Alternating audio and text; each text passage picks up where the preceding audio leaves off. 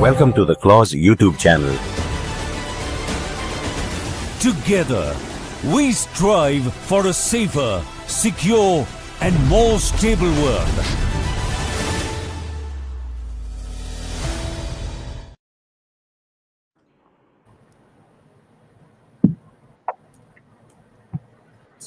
May I start? Yeah, go ahead. I'm Nagamalleshwara, Research Assistant at Clause. Good evening, everyone. Welcome to Strategic Frontlines podcast of Clause. On behalf of DG Clause, it is my pleasure to welcome you all. We are gathered here to reflect, decode, to contextualize the recent visit of Foreign Minister Wang Yi to New Delhi, which we can see a visit may appear routine due to the China hosting SEO summit in Tianjin this end of this month, but it carries some symbolic weight in the current geopolitical environment. So let me begin with an ancient saying, which gives a sense of sense what is happening. Sun Tzu in Art of War says, "In peace, prepare for the war. In war, seek for peace." It perfectly fits the India's dual track diplomacy. On one side, you need to look after the border issue, and the other side, you need to resolve it and go for a dialogue. Let me introduce our eminent panel today's podcast. Today we have our chair of the discussion, Lieutenant General DUSHYANT Singh, and we have our guest speaker, Lieutenant General S.L. NARSIMHAN, PVSM, AVSM, VSM retired, who has engaged with China both strategically and operationally for decades. He was the first DG for CCCS, the MEA think tank, and he is a distinguished fellow at Center for Air, Space, Power and Strategic Studies and Emirates Resource Faculty at Rashtriya Raksha University. Chairing on our discussion is Lieutenant General DUSHYANT Singh, PVSM, AVSM retired, bringing with him unmatched operational insight into our northern frontiers. Yeah, Joining us, we can cut out the introduction and Sure, move sir. ahead to the because we are all well-known people, so people know us Yes, sir, quite well. that's true, sir. Yeah. Um, so let me give me a little background. India and China, two civilizations older than most states, but now locked in a dilemma between border dispute, which refused to melt, although there are some indications in the Wang Yi visit, and the geopolitical environment that demands dialogue. Both sides met in BRICS summit in Kazan. Both the leadership has hinted that the line of article control protocols and India's um, stand on how the border should be maintained. So, in the October last year, there's an agreement reached on LAC, and now looking forward, India is ready itself to host the BRICS summit, and the next year G20 will be hosted by the US, and so now. Uh, Let's just go into this with BG. BG will start, I think, and start yes, the discussion. yes. Yeah. Okay, Rao, thank you very much for the introduction to the audience of today's talk. We have John Narsiman, as you all are aware. He missed out that he was 3 times member of the National Security Advisory Board, which is a major experience which he brings along. He's been the DA in China, so he also has a working experience in China. Plus, he actually knows the Chinese language. He was, in fact, he passed out his exam with a distinction. So I think we got somebody today who is really going to throw some good light on what we are going to actually discuss, which is the India-China Pakistan, Kabul, US, Russia. There are so many things which are happening. I will not take too much time in introducing the today's geopolitics. Everybody knows it's a tough situation, and as they say in the Indian Army, when the going gets tough, the tough get going. This is the movement that India faces today. So I'll straight away invite General Narsiman to basically throw some light on the Wang Yi visit. Was it a response to the tariff war which is going on, or was it a process which has been started last year in October during the meet which happened in Russia, where there was some kind of a agreement made, and thereafter things have been improving over a period of time, or maybe it was a combination of multiple factors which actually led to the current visit. And we find that after the visit also there have become some complications with the visit of the Wang Yi going to Kabul and then from Kabul to Pakistan. And in Pakistan we heard the same old voices, barring some few extra, clarifications which Dr. Tara gave it to me just before the podcast started. I think we will well on that much later. So over to you, sir. Without wasting your time, how do you read the current situation? Thank you. Thank you very much. It's a pleasure to be on the panel with General DUSHYANT and Tara, and of course, Malaysia Rao. I'm going to speak to you about this Wang Yi's visit from the point of view of what has been actually put out. There are a lot of things that get discussed which is not in the public domain, which we will leave it aside for the time being. Whatever has been put out is something that we need to clearly understand, because even in that there's a lot of ifs and buts that people bring up with. So when Wang Yi's visit took place, even before his visit started, even before he landed in Delhi, there was a news I'm sure many of us must have read that China is releasing the urea, whatever has been to be released to India. It is being released. So basically, it was building up some kind of positive momentum before he could come into Delhi. There were three issues which were actually bothering us. One is the blocking of the rare earths material to India. That is one. That is not, India was not singled out. It was actually a widespread kind of a ban that they had put on. That is one. Second thing was on fertilizers. Fertilizers were being held up, and we are not getting what we are supposed to import from China. And the third was the tunnel boring machines. The tunnel boring machines was an eyesore in our relationship for the last about 1 year. We placed the orders on a German company, and the German company manufactured it in its factory in China. But China held it back and not allowed it to come to us for about 1 year. So because of which, our infrastructure development projects, which were depending on these tunnel boring machines, were held up. So this time around, the official statement did not state this at all. There is no mention of these three in the official statement that have been put out. But there were reports to say that the Chinese have agreed to reconsider their stance and then allow rare earths exports, the tunnel boring machines, and the fertilizers to us. This is the point number one, which is actually not officially reported anywhere, but the reports came out the moment Mr. Wang Yi's visit started. So this is something that we need to keep in mind and keep it aside. The first readout that came out was from China. As always, the Chinese are fast on the draw. They came out first with their statement. There are 4 points which are important in their statement. The first point is that they said we should adhere to the dual track process. The dual track process means two connotations. One, they have been saying that keep the boundary issue in its right place, and we should proceed along other relationship like people to people relationship. All these things should be going on as normal. That is one double track. The second implication of the double track is boundary question we need to keep discussing and keep resolving. In the meanwhile, we should also improve the border control. These are the two dual track connotations of saying dual track. So this is something that they said that we should adhere to this. That is point number one. Point number two, they said we should set goals for border control, demarcations, and cross-border exchanges. So this is something that they mentioned.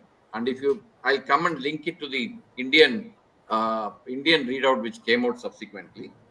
Keep this in mind. And the third one, 2005 agreement was mentioned. In fact, for quite some time now, the 2005 agreement that we signed with China, which is titled the political parameters and guiding principles for the resolution of the boundary question. So this found a mention both in the Chinese readout and also in the Indian readout. But there's nothing new in this. A lot of people are saying, no, we have gone back to 2005 the agreement. But all along, we have only been following the 2005 agreement. So there is nothing new except that it has been put in the document in black and white. And the last one, which is actually a surprising one, they mentioned about the one China policy. Now, we used to, somewhere in the olden times, we used to say this. From 2010 onwards, we have stopped mentioning this one China policy. So this time around, they brought it back and said, one China policy should be supported, etc. So this is something which is important because even in the Indian Foreign Office's statement, you find this coming up. I'm going to come to that statement now and see. There are two statements that were put out by the Foreign Ministry, our Foreign Ministry, Indian Foreign Ministry. One was on the meeting between Mr. Wang Yi and Mr. Jaishankar, and Dr. Jaishankar, who was our External Affairs Minister. So what it said was that our External Affairs Minister raised three issues with Mr. Wang Yi. One was that terrorism in all forms should be condemned and effective action should be taken against terrorism, for which the statement says that Mr. Wang Yi agreed to this, that we should act on counter-terrorism. The second one, Dr. Jaishankar raised with Mr. Wang Yi, was the dam that is getting constructed on Brahmaputra. And he said that it is going to have effect on the downstream, and therefore, China was requested to be transparent about what they are doing there. What was the Chinese reaction has not been mentioned in that statement. However, what was mentioned was two things. One, we will continue our discussions to renew the memorandum of understanding that we have on river sharing data. For the benefit of the viewers, we have two river data sharing agreements with China. One is on Satluj in the west and one is on Brahmaputra in the east. The memorandum of understanding on Satluj expired in 2020. It has not been renewed. And the one on Brahmaputra expired in 2023. That has also not been renewed. So we are now in talks with the Chinese for renewing these memorandum of understanding. And Chinese agreed, in the other statement it says the Chinese agreed that they will share the river data in emergency situations on humanitarian grounds. That implied that is not going to be a regular feature. As and when there is some emergency coming up, then they will be able to share this. Then they would share it on humanitarian grounds, is what they have said. So that is an indication that on this issue, we need to further negotiate or further talk to the Chinese to come to some kind of an understanding. Okay, this is the 3 points that came up in that statement. The second statement that was put out by the Ministry of External Affairs included Mr. Wang Yi's meetings with Mr. Ajit Doval, who is our National Security Advisor, the purpose for which Mr. Wang Yi had come to India. Mr. Wang Yi had come to India for the 24th Special Representative talks on the boundary question. So that statement also included the 24th Special Representative talks, what happened there. First point that hit anybody's eye, if you read it in detail, the first point that hits anybody's eye is that both the sides seem to have satisfaction on. Just a minute. Am I visible? Yeah. Visible. Yeah.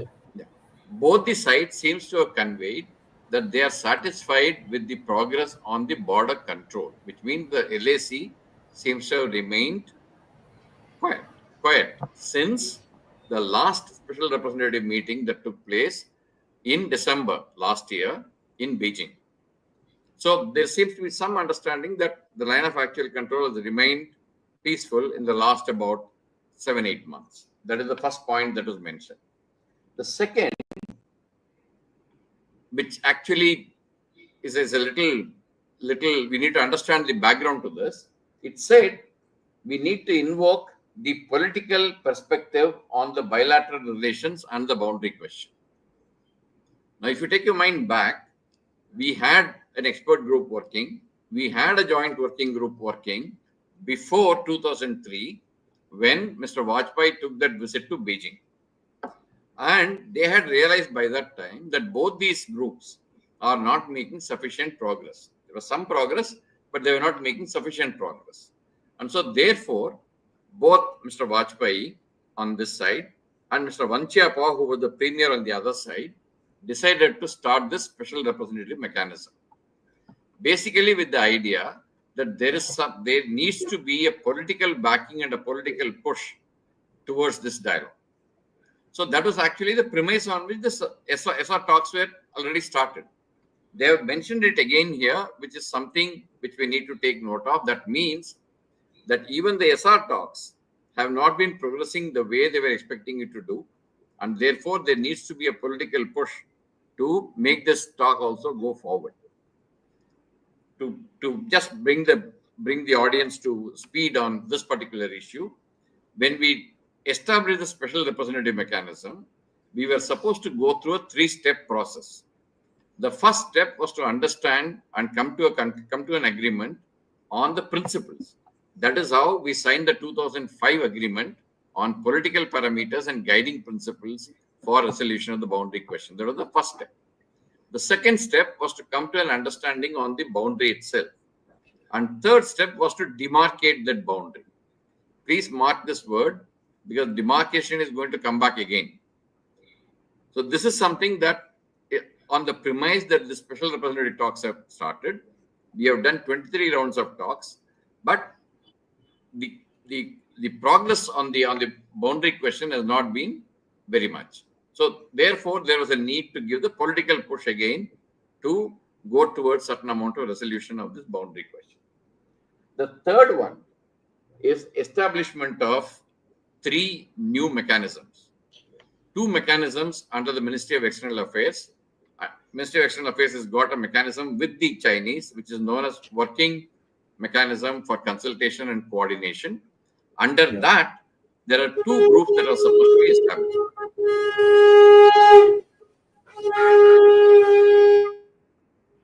Is somebody doing a puja somewhere? Anyway, it doesn't matter. There are 2 groups that are supposed to be established. One group is known as the expert group that is supposed to work towards early harvest delimitation of the boundary. Okay, please mark this word: early harvest delimitation of the boundary. We are talking of delimitation. Chinese are talking of demarcation. That is why I said I'll come back to this word subsequently. So we need to understand what is delimitation, what is delineation, and what is demarcation. Now, this delimitation is basically to come to a certain understanding on the border as to where the alignment roughly lies. Delineation is going more into detail and come to a clear drawing of or line, etc., the strip maps, etc., for the boundary. Demarcation, after this process is done, you physically go on ground, both the sides, go on ground and put the boundary pillars marking the boundary. That is demarcation. The reason why I'm explaining this is we are talking of delimitation. Chinese statement talks of demarcation. So this is a gap that we need to bridge in further talks. That is the point I wanted to mention. These are the 2 groups. One is the expert group, which is supposed to do this delimitation part of the early harvest. When you say early harvest, what can be one way of, these are all guess. I don't know what happened, transpired there, but this is my assessment of what came out on this thing. When you say early harvest, one is there have been certain issues in certain areas which are actually both the sides have agreed to be disputed all along the line of actual control. One is you will be able to resolve that. That is one. There are disputed areas, there are sensitive areas, number of classifications are there. We will not go into that. But that is one which can be easily resolved. That is one. Second, in Sikkim, Chinese actually created 2 or 3 problems in Sikkim which could be resolved. The third is the middle sector. And this entire line of actual control with China is divided into 3 sectors. One is the western sector, one is the middle sector, and the other one is the eastern sector. The middle sector is the least controversial of them all. Basically, because we have already exchanged maps with the Chinese showing our perception of the line of actual control.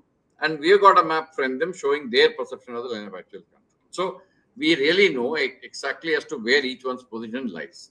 So that is another place where we can resolve easily. So these could be the possibilities for early harvest and demarcation, the delimitation.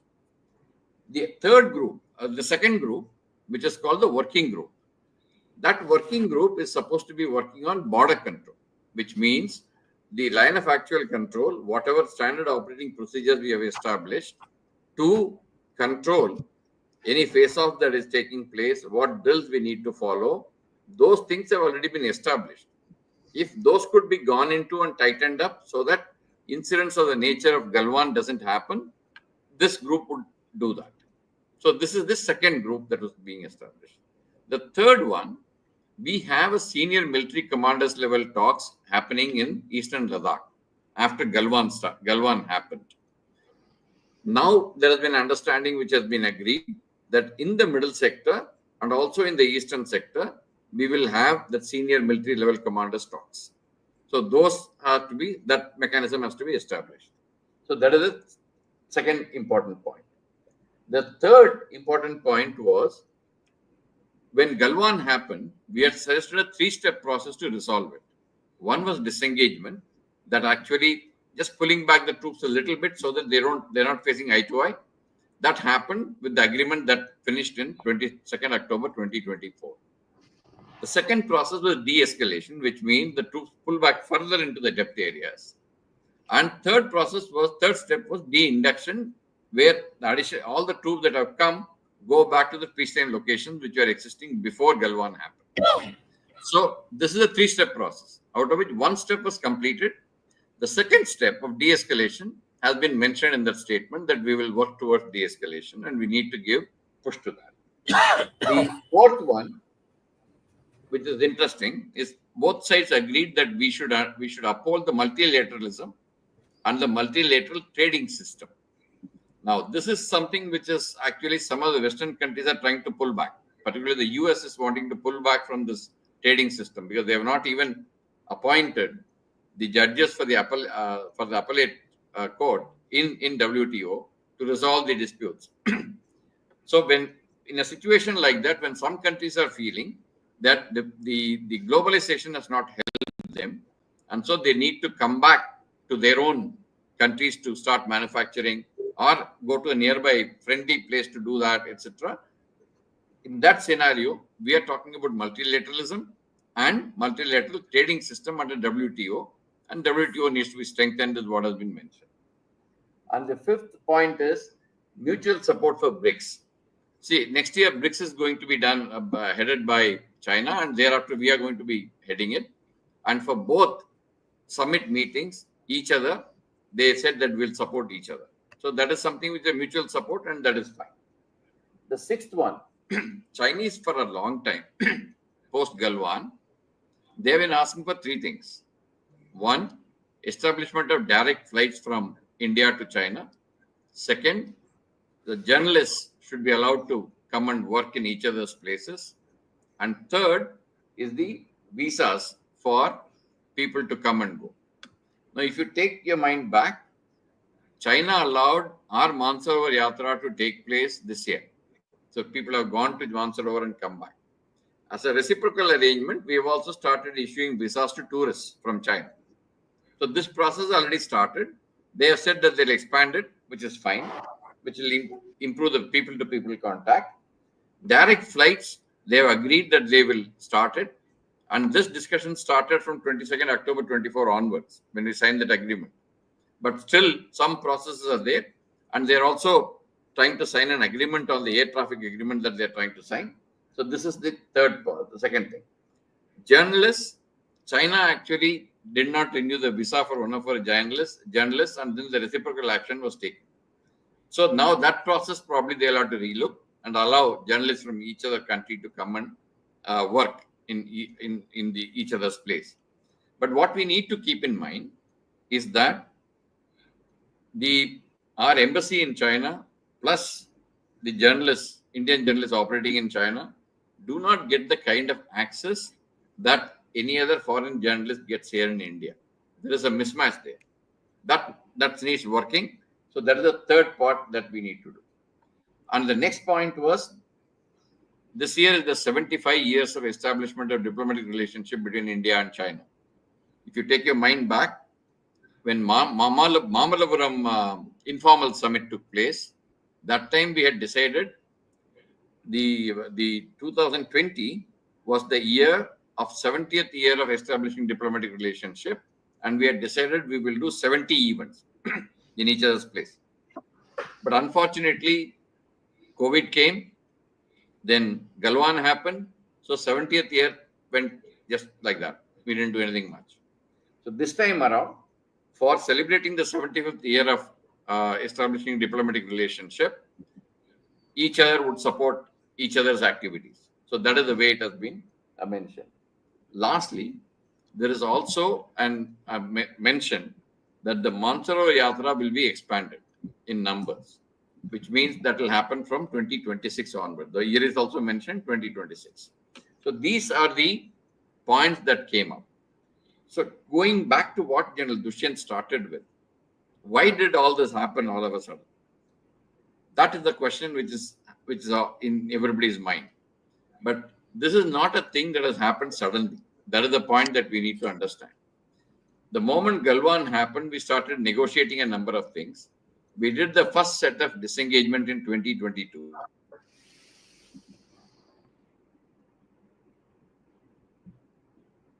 And the Chinese have always been saying, let us keep this boundary issue in its proper place. Let us treat the boundary issue properly and then improve the relationship on the other end is what they have been saying. So this process has been going on for some time, and it gained some momentum after Mr. Modi met Mr. Xi Jinping in Kazan last year. And thereafter, things started improving slowly. And also, if Mr. Modi was to go to China, that is on 31st of this month, then some progress needs to be shown anyway. So obviously, some adjustments would have taken place along that. And the last, and we can't rule out this, both India and China are under pressure from US for tariffs. Okay?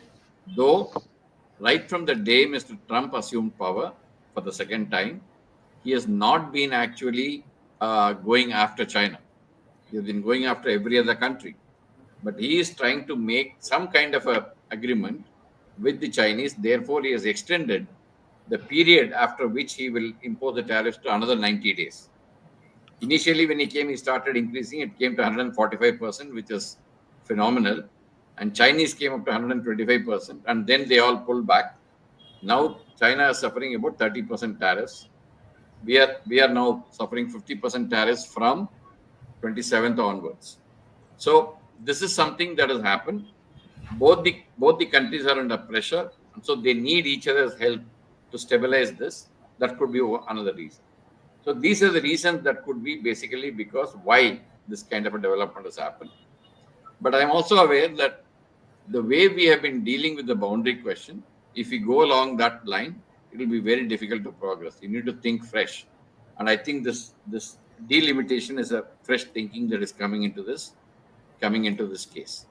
So this is what I wanted to mention. I will stop here and open it for any questions that we have. Yeah. So thank you, sir. I think you've given a very good view of what actually has transpired or would have transpired, because certain things are based on your assessment and certain things which are there in the open media. I would like Dr. Tara to comment upon the subsequent development which took place beyond Wang Yi's visit to India, and that was basically a first he was supposed to go only to Pakistan, but he changed the plan and went to Kabul. And in Kabul, he had a trilateral, and from there he came back to Pakistan. Interesting part is that the statements which came out of Pakistan were on similar lines even prior to the tariff, etc. So I have two, three, questions which you could tackle since you have been looking at Pakistan quite closely. Is there some kind of a nexus here between, and this is a out of the blue question, huh? So is there some kind of a nexus between the Pakistanis, Chinese, and the US in this part of the world? Because suddenly there seems to be no objections, although there are some experts like Saran are all saying that the Chinese are quite upset with the Pakistanis for having gone toward the Americans. But I don't see that happening on the ground. On the ground, the Americans are also supporting Pakistanis. The Chinese continue to support. The statement which Wang Yi made was that in priority, Pakistan will always remain as number one as far as their priority of friendship is concerned. And Ishaq Dar said, it is restatement of ironclad relationship between China and Pakistan. So, how do you read this? Uh, should India be cautious as of now and not get overboard in terms of the new opportunities which are coming to us?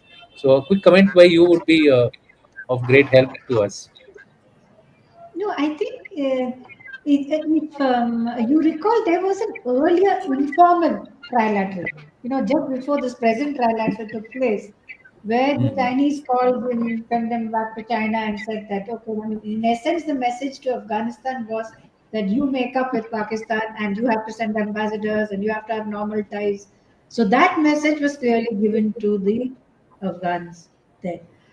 The trouble is, after this, of course, comes this trilateral, where I looked at the Chinese readout, and it's very, it makes, I mean, as far as we're concerned, there are 2 points in this. One is one thing which they're reiterating Afghanistan is part of Belt and Road Initiative, which they said earlier also. They've also said that the CPEC, it should also be part of CPEC. Now, this is something the Taliban did not like earlier. They don't want this whole, CPEC thing to come into the equation. They want a separate relationship with China. They're happy with that. They don't want it going through Pakistan. Then there was this whole thing that we will invest in your minerals. You're talking of the U.S. Geological Survey talked about a trillion worth of minerals, including lithium.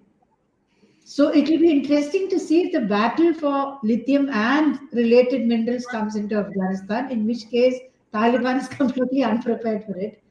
And finally, what they said, the Chinese statement is very interesting. It talks of cooperating on terrorism so that there is a peaceful region. It's not just talking of Afghanistan and Pakistan. It's talking of the region as a whole. And you also need to look at root causes. And number two, we don't want there should be no foreign interference in Afghanistan. Now, normally we would say, okay, that is maybe it is the Pakistanis pointing fingers at us because that's what they keep saying that we are interfering. But there is also the view that there is a US hand in supporting the Islamic State in Afghanistan. So that is which, by the way, a Pakistani official has been quoted as saying that the Islamic State is targeting Chinese and Russian interests, and it is funded by the US.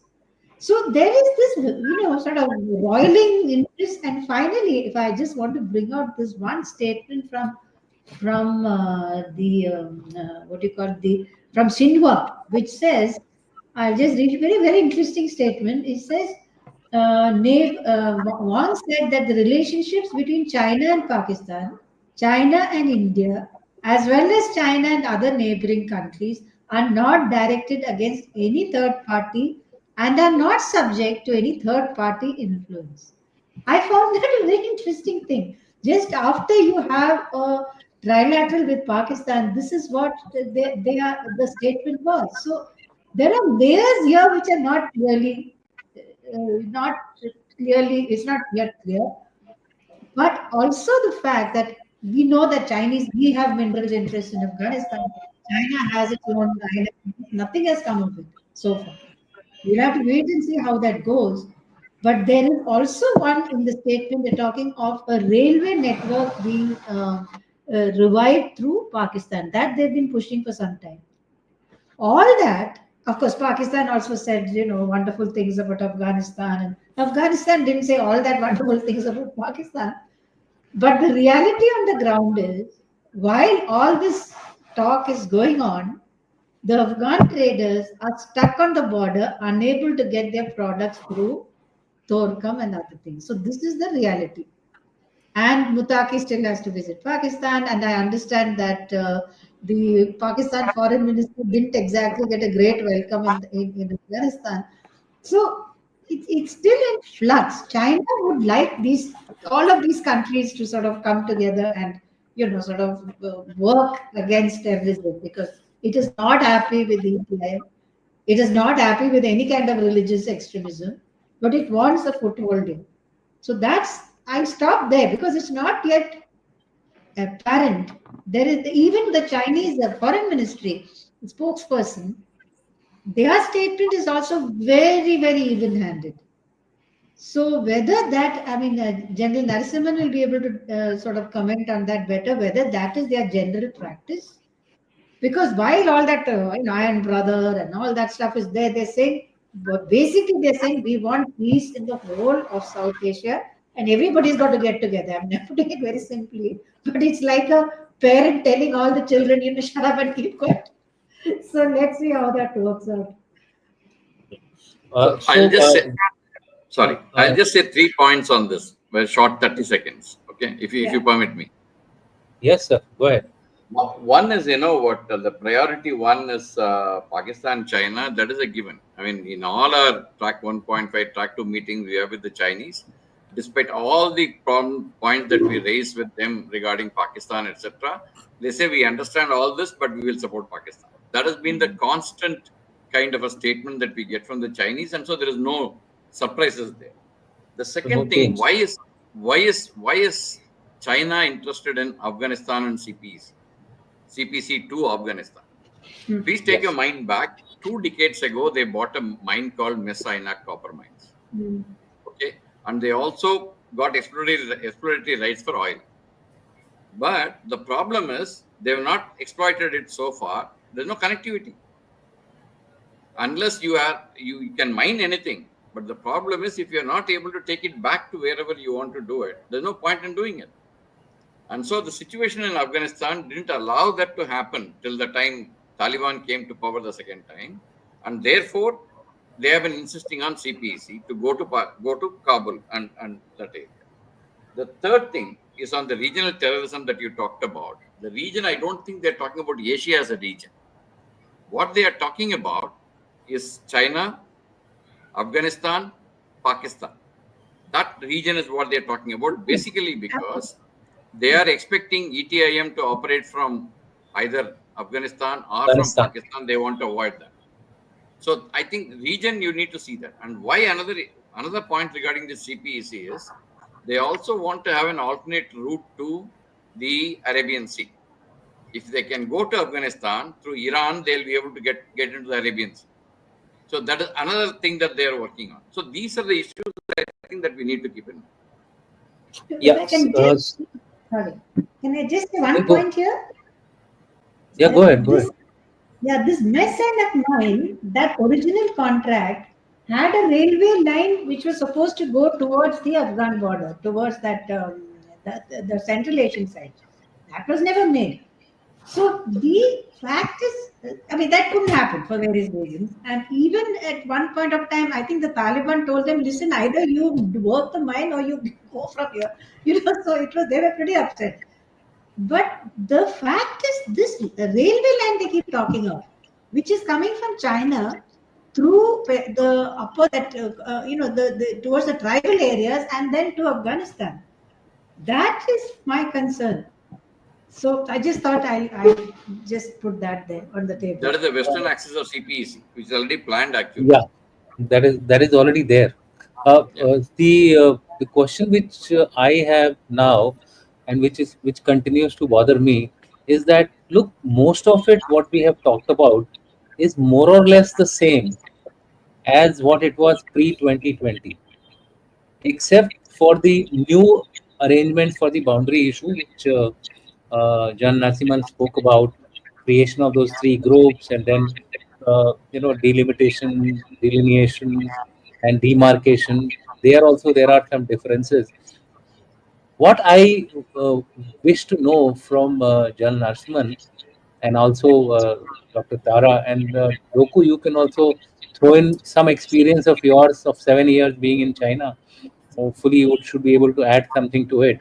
Is that, do you see any fundamental change in the way Chinese are operating as far as India is concerned? That's point number one. Point number two, do you think Chinese are taking advantage of the challenge which India is facing because of the tariff and trying to push their agenda? And if that be so, why should India also do a counter and try to push our agenda as far as the boundary is concerned, while accepting all these trade related concessions which are being given to us? Are we really desperate for that, or because we can't find alternate markets or diversify our exports, which are going to be excess because of the US tariffs which are going to be raised? Because the tariffs are also very selective as far as the US is concerned. You see, they have excused pharma, they have excused electronics, they have applied tariffs on gems and jewelry. They have applied, I mean, on those items which really do not have that much major. Even the defense equipment, they are currently silent. I don't think they have really mentioned anything directly as far as tariffs are concerned, even on the defense imports, etc. It's India which is now actually doing the counter, which is saying that they are dropping our purchases of, let's say, the strikers and the javelin. In any case, we didn't want to purchase them. F-35s. So we have also started off with the items which we really don't want to take. So do you think that this is an opportunity for India also, why China is trying to take advantage? Shouldn't India also start taking advantage as far as the boundary question is concerned? But that's the primary reason why we are not able to move ahead with China. The trust factor, even the chat box is full of the Chinese cannot be trusted. So, quick comment from John Narasimhan and then Yeah, Dr. Tara. I'll just say 30 seconds. One, I think, you know what? The Chinese seems to be believing that the boundary question should not come in the way of the bilateral relationship. Yeah, that, they have been saying it. Yeah. They have been saying it for many years. So I don't see a reason as to why that should be played up here at this point in time. I don't believe that is the connection. I think what is happening is that if China wants to become a leader, first in Asia and then in the world, and if they can't manage Asia itself, then that will probably impinge on their ultimate goal of becoming a very leading power in the world. So this is something that I think we need to keep in mind when we keep working on this. The thing that we are actually looking at is there are no dependencies of China on us, but we are dependent on China for many number of things. Therefore, you're at a disadvantage actually when you negotiate on these issues. That is number one. There are a lot of things that are happening in India to bridge that gap, but it will take some time. So let us face this. So that is one. The second thing is we are not actually giving into what China wants. That is another point I wanted to mention. We have been sticking our neck out for the last 4 years. When Chinese have been pushing for us to improve the relationship, we said, sorry, unless this thing particularly happens, we are not going to do this. And we have maintained it. So I think we have stood our ground and will continue to stand our ground. There are certain vulnerabilities with us, critical dependencies on China that we need to overcome. The companies are already adjusting to the tariffs. Let me also tell you this. What they have worked out is part of it will be absorbed by the Indian companies, part of it will be absorbed by the American companies, part of it will be actually given to the customer. So this is the model that they are already working out.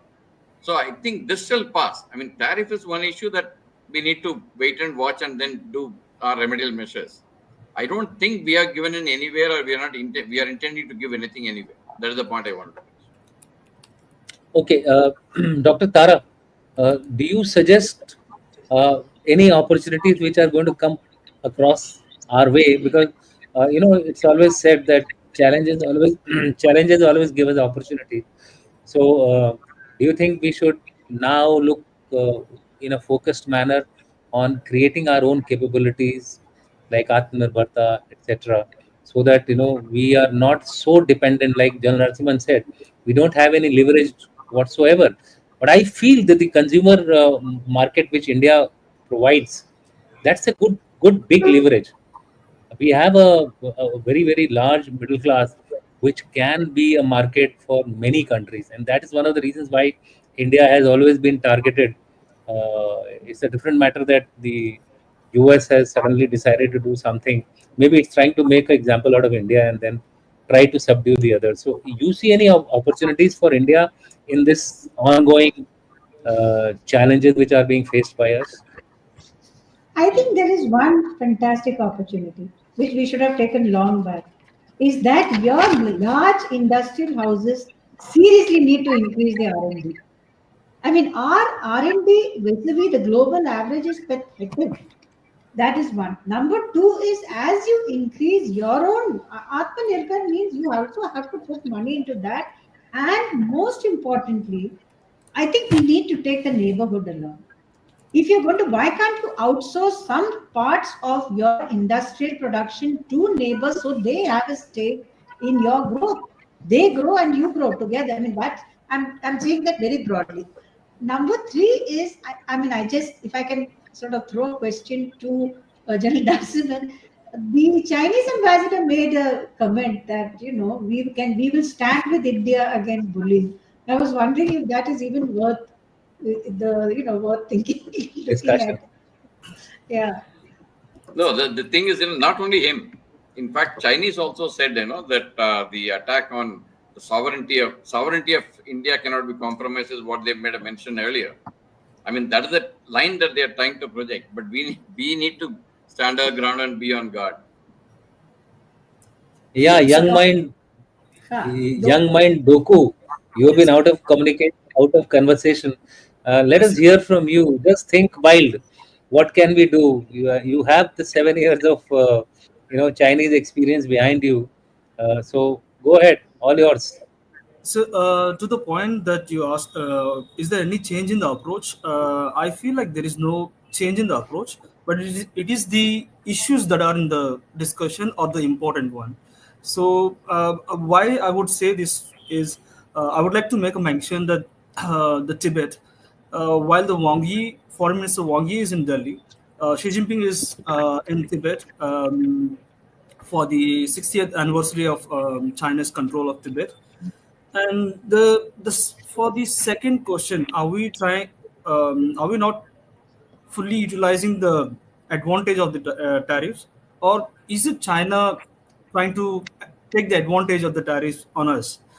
I feel like India India's dependency on China is much less than what China depends on us, because they desperately need the markets for their capacity of manufacturing is huge. And what I have seen in there is like there are a lot of jobs not being jobs being laid off, and many youth are searching for the jobs that I have seen for all these years. Is it it's before COVID and after COVID, mostly because their reliance on the automation is also one of the issue. And the third one is the education itself. China is not creating as much as it has to create on the high skill work opportunities. I think that is one area that China is in the consumption one. Why the Chinese consumption, if you look at it, US and India, much the domestic consumption is more than Chinese. Actually, it was supposed to be other way around if the numbers that they are saying it in outside are true. So that's what. Okay, I think what we will do is we will close the discussion here as far as our internal discussion goes. We will essentially take few questions from the chat box. There are a number of people eagerly trying to punch in their questions, so we will take them one by one. My first question is, and what I will do is, uh, I'll I'll tell the question, and whosoever wants to respond can respond rather than going in a circle. What leverage does India has? US, Russia, China market will anyways be captured by efficient production. Basically, he's talking about Economy. the market efficiency and Yeah. the leverage that you have. You see, the point Yes. that we need to understand is we keep saying we've got a large market. Okay. We're a large market where everybody would like to come in. But you please look at the purchasing power that we have at this point in time. We have a middle class which is growing. Though we have large in numbers, the market is not so large. So we need to keep this in mind when we keep saying that we have a large market. We are a growing market. Our consumption is growing. All that is given. But at this point in time, if you look at the market value, market volume is not very high. So that is something that we need to keep in mind. The point about efficient production is something which is very important for us. Tara talked about the R&D.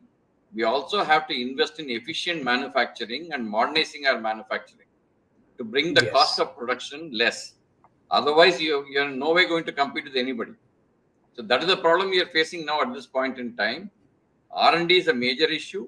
Efficiency in manufacturing and start manufacturing within the country is the second issue.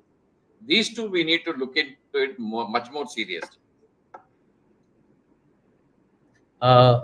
Next question is from Tanner House. I don't know. I noticed that the Chinese set up a program at Boston University for a transfer to the third most prestigious college in China after 2 years at Boston University.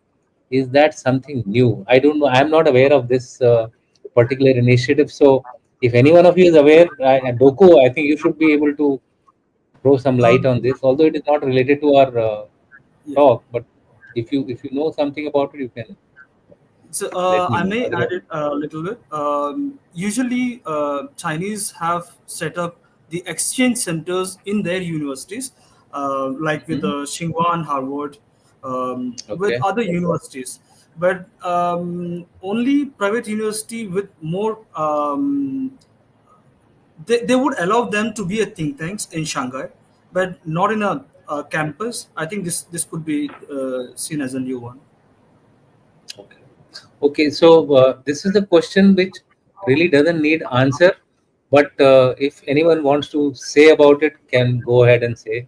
It's about trust, So, which I just I spoke. mean, I have been saying this, the trust part of it. I've been saying this right from Galwan onwards when I've been going on to the media and then speaking. You see, you can't wish away your neighbors. He's going to be there with you, whether you want it or not. He's not going to move away, or nor are you are able to move away. So you have to live with the neighborhood. That is number one. Number two, I've always been saying, trust but verify. This has been told by one of the US presidents earlier. But trust you must have. Whatever he's saying or whatever you agree, you trust. But then you also need to have a verifying mechanism going with it. That is the way I think we need to work. And on that, I have no doubts. I don't think you can trust anybody. I mean, it's not a question of just trusting Absolutely. China. Absolutely. You know, you Absolutely. can't trust the US. And I wouldn't 100% trust the Russians either. So it's everybody works on national interest. So I don't think you can make this decision here. That is pretty much up to us. On this Chinese ingress into the US, I have seen for myself the number of Chinese who are studying in US universities who are for part of a social group and who are influencers. There was till recently a huge amount of Chinese influence in these universities, plus also the money that they bring in to these. So that's quite amazing. It's But quite that has gone staggering. into a tailspin at this point in Yes, time. it has. In Yeah, fact, now it Chinese is. have been actually complaining to the US today that you are ill-treating our students, you are putting them in dark rooms, this thing, that thing, etc. And I think there's a proper scrutiny of all the Chinese students going to China, going to US, and many of the reasons why all countries' institutes have been closed down one after the other. So there are a lot of things which have been taken against the Chinese and the Chinese students in US, not only there in UK also. Yeah. So what I find here in the question box is uh, everyone is talking about, somebody's saying we are, I mean, it took us x y number of years, etc., to understand that the Americans backstabbed us, the Chinese have No, no. backstabbed us. No, I'm just saying these are the kind of sentiments which are going around in the country, which we need to actually recognize if we have to be conscious of what our public is thinking. Every question, let me tell you, every question here, except for Shilpa Murdeshwar, who says wise decision by Indian government to talk to China. Okay, so my issue was that in priority of our talks in the future, I think trust must remain always behind our mind, when we are dealing with whether the Chinese or the American, both are equally, and it's always a famous, I mean, we all know about the famous saying of the Americans that to be enemy of US is dangerous, but to be a friend of US Friend of is fit. fatal. Yeah, yeah, it is fatal. That is So Kissinger. Kissinger said that. I think, yeah. So Kissinger said that. So what my sense is that today, at least today, I think what will help us is that we continue to go along with our national interest. I think other than that, let's not get too much involved with the optics. Till now, my this is my view that we were getting carried away by optics, hug Yes. and whatnot, and Yes. suddenly we thought everything is going very nice. I think those were meant more for the public. In the real terms, let's do things in a more professional and a business like manner, and be prepared for any jolts. That is the way. And a quick one line comment from Jan Narsimhan and Dr. Tara, and we'll close the discussion. Yeah. Sir, Just one thing I just want. Oh, so my audio is not there. Can no, you it's hear there, me? sir. Yes. We Yeah. can hear you. Only one line I would like to say that I think we have taken a cautious first step. We should understand this is the first step. So the moment a group is established, don't expect the boundary to be, delimited tomorrow. It is not going to happen. Yeah, It is going to take time. absolutely. We need to have patience. If we lose patience, we'll lose more. So we need to be patient. That is the message I want to give. Yeah, I think we have to. I mean, things are moving so fast. And to be honest, I haven't seen the foreign relations changing like a kaleidoscope. Every day it changes. So we really, really have to move fast. And like you said, everything should be assessed on solid our own self-interest. I mean, it's nice to say, XYZ is been a friend of India for years, but in the end, it's what you can get out of him. And that's particularly true to our West. We can expect almost anything to happen. Okay, so we will close with a positive comment by one of our Western uh, audience who says, Namaste, Karthaji, Jan Singh, Jan Narsimhan, Mr. Rao. Thank you for the presentation. We never see these views in the West due to both their ignorance and agenda based thereof. So I think he has summed up the approach for us in the future. And thank you all, sir, and Jai Hind before we Jai Hind. close. Thank you. Thank you. So due to the paucity of the time,